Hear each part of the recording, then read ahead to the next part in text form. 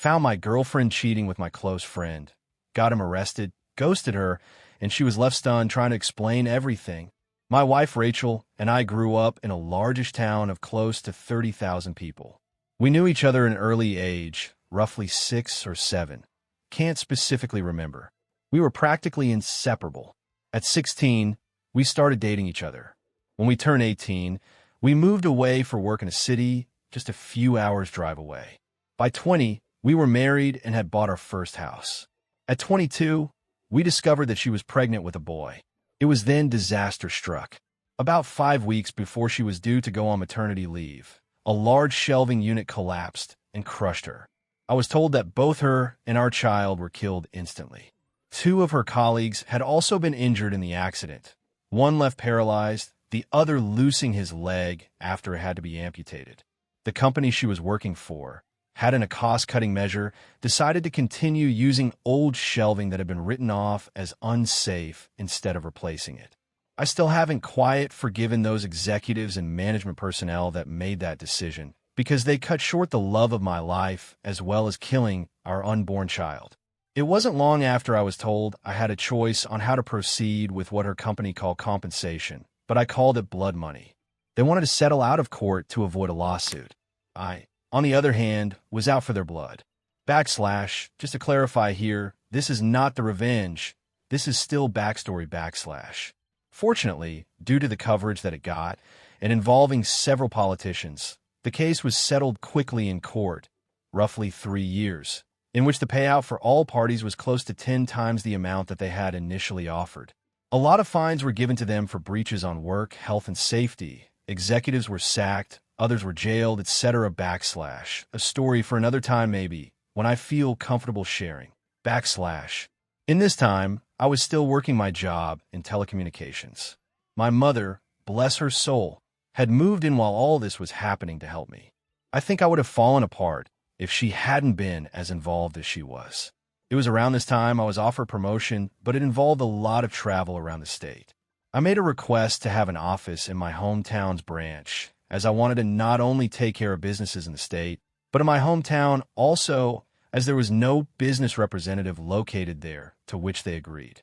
After a few months, we settled into a routine of 1 to 2 weeks in the city office, 1 week in my hometown, and 1 to 2 weeks visiting the rest of the state. After a year, I decided to buy a house in my hometown, so I wasn't having to stay at my parents' place every week, or so that I was home and that I could come and go as I pleased. This is important for later in the story. It is about 4 years later that our story begins. Sorry if the backstory was a bit long. I had just returned from one of my trips on Friday and was checking in some stuff at my office when Harry, the branch's managing director, walked in. We had grown up together also, but had gone to different schools, but since coming back had developed a very close friendship. He asked how things were, and then asked me if I wanted to come to a house party that he was having that evening. Short notice and all, but I said yes. I felt like a few drinks with friends were in order. It was there that Harry introduced me to Catherine. She was a new hire at the branch where my hometown's office was located and was getting to know everyone being new in town. We hit it off immediately. As much of a cliche as it sounds, it was almost as if Rachel was in front of me, instead of Catherine. I won't bore you too much with the details, but after 2 years of dating, we decided to take the next step and she moved into my hometown's house. Everything up to this point had been going really well. Catherine and my parents got along, and Rachel's parents also approved and were happy that someone could make me just as happy as Rachel had done. All was going well for close to a year when things began to change. Skype sessions were cut short suddenly. Neighbors would tell me about how a car, described to me like it was Harry's, was always seen parked in the back alley near my house whenever I was away. Some clothes that weren't mine were in my wardrobe. All signs pointed to her cheating, but she said that nothing was happening. She said that Harry would come over occasionally to discuss business, etc., but never stayed the night. I chalked it up to me being paranoid and continued on as if nothing was wrong, but there was always this feeling that something wasn't right. It was close to 6 months after that I discovered that she had been lying to me. I had just finished closing a rather large contract with a new company, and negotiations had wrapped up earlier than I had anticipated. So instead of sticking around for the next few days, I decided to pay for an early flight home and surprise everyone. Fast forward a few hours, and I drive into my hometown and down the alley behind my house so that I could get into the house without being seen and surprise Catherine.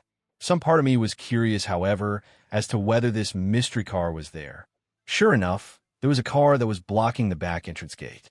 I was confused for a moment, wondering if it had just been a neglectful neighbor parking, only to realize that it was indeed Harry's car. If it hadn't been for the high hedge line that I had put in a few years back for privacy, I may have well driven past my own place. Pulling up behind his car, I got out and thought it was strange that he was there so late, as she claimed that he always had left by now. As I approached the back of the house, I saw something that stomach drop. In my kitchen, Catherine and Harry were going at it hammer and tong. I froze. Time stopped. There was my close friend having sex on my kitchen bench with my girlfriend. I didn't know what to do. So many questions were running through my head. Was this real, or was I dreaming? Why were they having sex in my house? Feeling defeated, I turned and left without them seeing me. I sat in my car for what felt like an eternity. I was crying. Hard. But the sadness quickly turned into anger. The same kind of anger I felt towards those that were responsible for Rachel's death. I wanted to hurt them. Badly.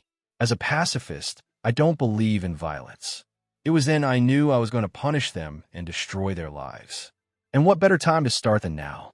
I moved my car back up the alley, far enough away from my driveway that I could still see Harry's car, and then walked back to the gate where I could see into the house and called her phone. They were still going for it when it rang. They both looked at the caller ID and did a double take when my name came up. I could see that she was considering answering it, and they let it ring out. After a few moments, they were back into it again, and I dialed once again. This time she did answer. As she was answering, I hung up and made my way back to my car. As soon as I did, she called me back. She asked why I was calling as late as I was, and I told her that I was about 10 minutes from home and didn't want to scare her coming in. She obviously was shocked and acted happy that I was coming, and the call ended very quickly after she said she was going to get up and get changed into something. I said bye and hung up. A few moments later, Harry came peeling through the gate and, still half naked, jumped into his car, took off like a bat out of hell. I smiled a little, knowing the fear that both of them would be feeling from being so close to being caught. I waited a few moments before turning my car into the same place Harry had been moments earlier. The night was fairly uneventful afterwards, and it wasn't until after she was asleep that I got up and went to my office down the hall. I couldn't sleep. I needed a plan, and plan I did. The revenge. My mother always taught me to be a pacifist and to allow cosmic karma to take its course. But on this occasion, I decided that karma could use a helping hand. I decided to punish them separately, but destroy both of them. I knew that Harry had a drug habit. Nothing major, but he kept it very private. I only knew about it accidentally after seeing some coke and weed left out in his place, but pretended I hadn't seen it when he had made attempts to cover it up. I began calling some of my more unsavory clientele and made a few discreet inquiries into obtaining some samples that they were willing to part with. A few days later, I had a decent enough stash for my plan to work. About a month later, I had friends, including Harry, around for a barbecue night. After making sure that I sufficiently liquored up Harry, I told him to stay the night and sleep it off. In the early hours of that morning, I took the drugs and an assortment of my personal belongings and placed them at various places around his car, with the biggest stash in his tire well. Confident that he wouldn't find them over the few months as the rest of my plan took effect, I locked the car up and went inside to sleep. I also placed some more drugs and personal items in his house after driving him home, because he was still too drunk to drive.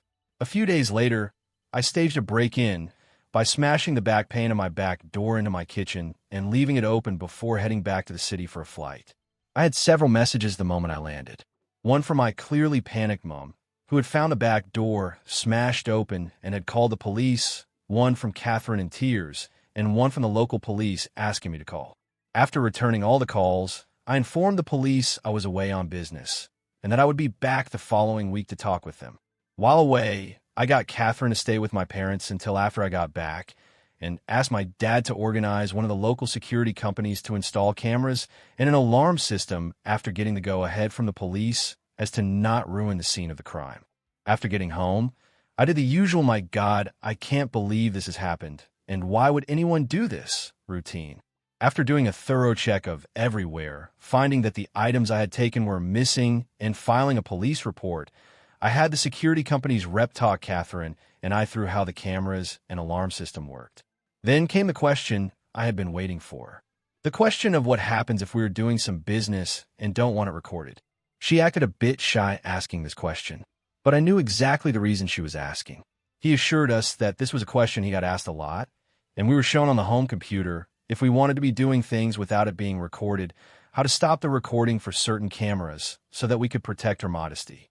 As I was walking him out, I asked him if cameras were turned off, could a notification be sent out, just as a security precaution. He came back in and helped me through how to set up email notifications and left shortly after. Fantastic. All I had to do was wait. At this stage, I approached our/legal advice for some help in relation to couples law in my country. I needed to make sure that my upcoming plan could legally be done and that I would not be forced to pay out any money or equity to Catherine, as I didn't know if we were classified as a de facto couple or not. Being the sole benefactor of Rachel's estate, I didn't want to be left with any nasty surprises where Catherine could take any of the estate away from me. Shout out to those guys and gals there, as they helped me get in contact with a great lawyer who assured me, due to the fact that although we had been dating for close to 4 years, we had not been living together long enough to be classified as de facto, and because I was paying all the utilities on the property that she was living in and didn't pay rent, showed that she had no legal standing to make a financial claim against me. Just to be sure, though, he drew up what I felt was a pretty ironclad document just in case there was any legal trouble. The following week, my work had approached me and offered me a promotion to move back to the city and run the team that I was a part of, meaning I wouldn't need to travel as often and be in the one location, and due to the success of being located in my hometown, that they were considering having 3 to 5 representatives spend 1 to 2 weeks in the larger surrounding towns, including my hometown, as a part of my team. I said yes, and began the process of beginning my transfer, which would take about 6 weeks. Perfect. More than enough time to gather all my evidence. Upon getting back to my hometown the following week, I began to start in motion the rest of my plan. I asked Harry to approve 1 week's worth of vacation for Catherine for 2 weeks' time. I wanted to send her and a friend or two away on a retreat before I made the biggest decision of my life for a second time. He jumped up and gave me a huge hug, congratulating me on being prepared to take the leap again. I hugged him back tight, but not the way I think he imagined it at the time. He agreed and blocked out the week for me. I asked him not to say anything to anyone, as I wanted to make it as big a surprise as I could. I knew that it would spread like wildfire around the office regardless, but that was my plan. That night, I told Catherine that I had booked her and 2 friends to go to a tropical spa resort. All expenses paid for a week. No questions asked, pick 2 friends, and come back to the biggest surprise of her life. She screamed like a kid who had just been told that all the candy in the shop was hers to have. I then told her that the following week, I was going to spend it in the city preparing for a large client who was one of my biggest accounts and needed some people on my team to help before flying out the following week, and I wouldn't be home until the Monday that she was leaving, so I wouldn't be able to see her, which seemed to disappoint her, but I told her it would be worth it when she returned.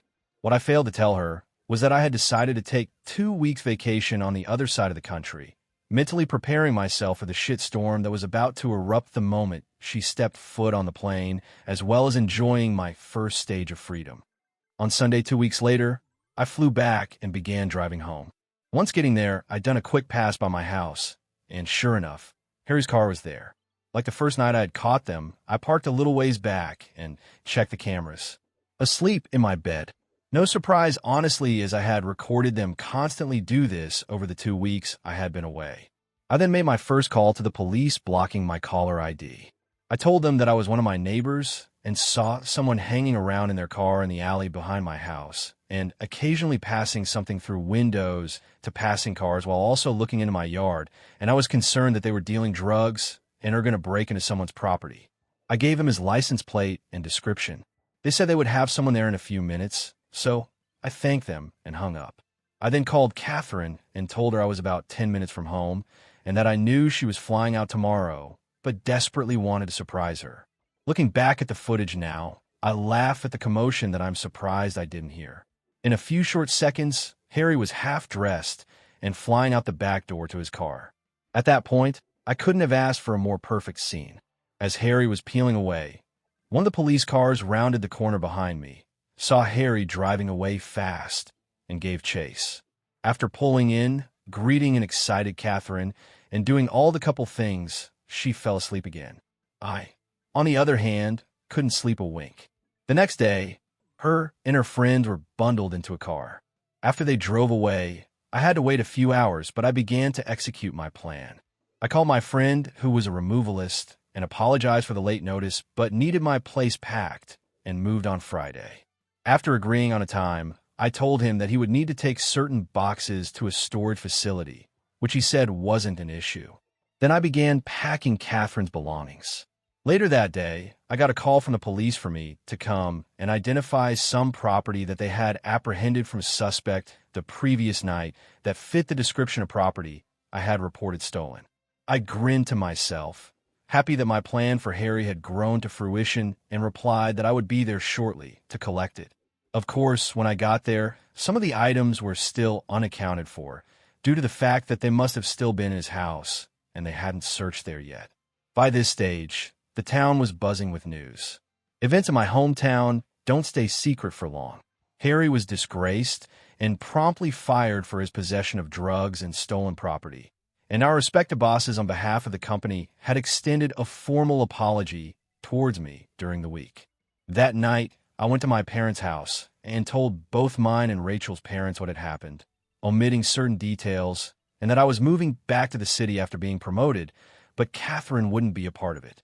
They were pretty upset initially that I hadn't let them know what was going on, but were happy that I was handling everything maturely and hadn't sunk to their level. Thought they didn't agree with ghosting Catherine.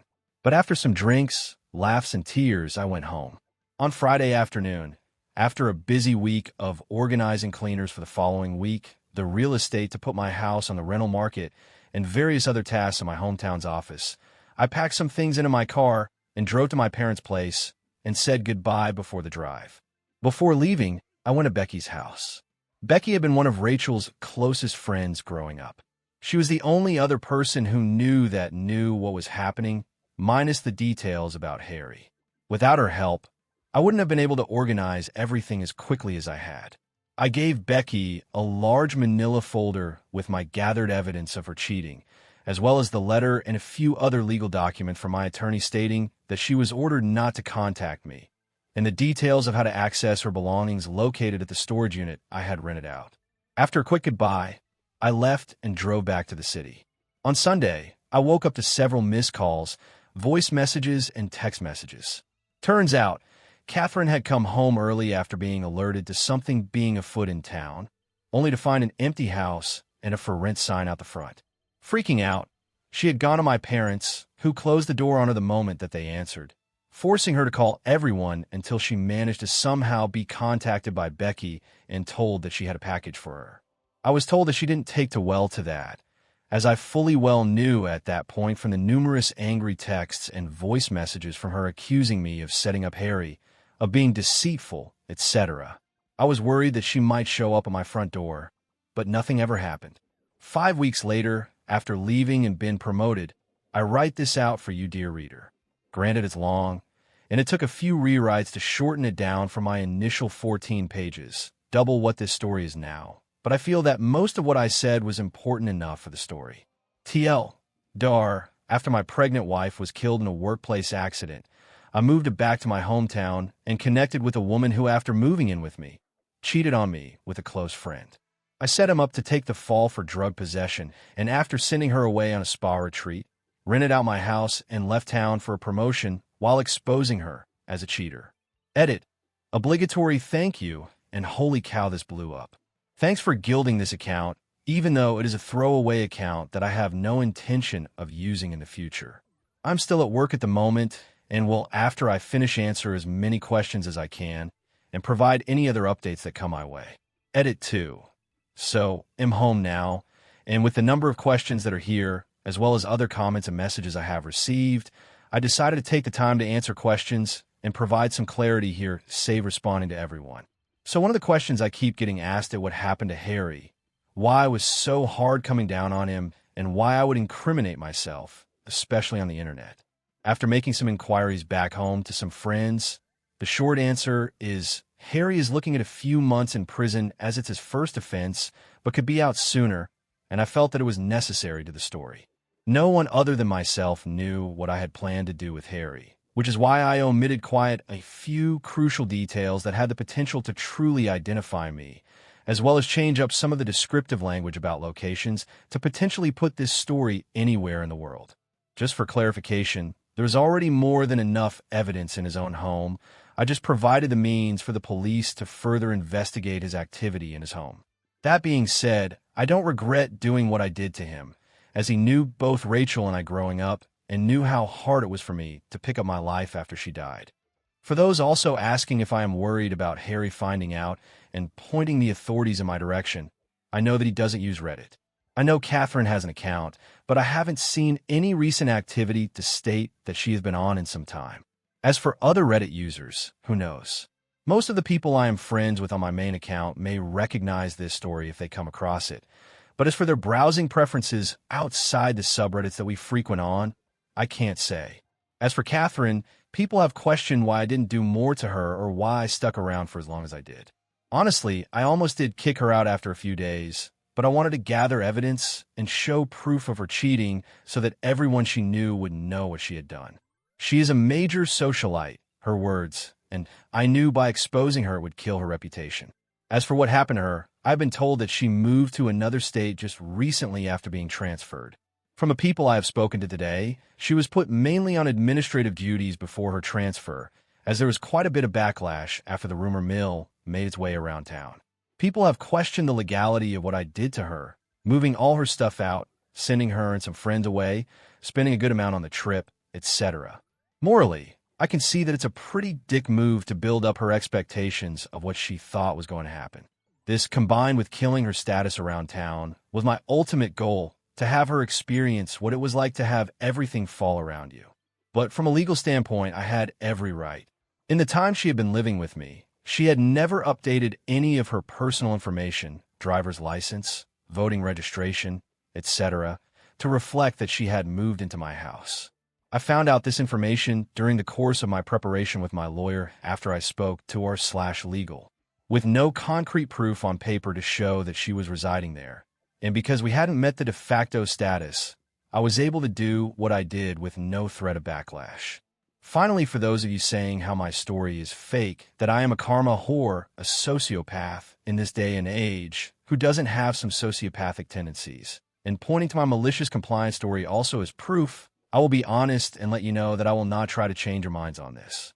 Everyone is entitled to their opinions on stories shared all over Reddit and opinions on those who share them.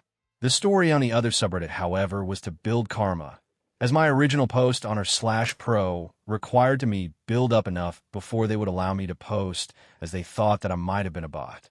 That story, which I only edited in the basics of the conversation because I can't remember all of it, did in fact take place and made national news coverage shortly after.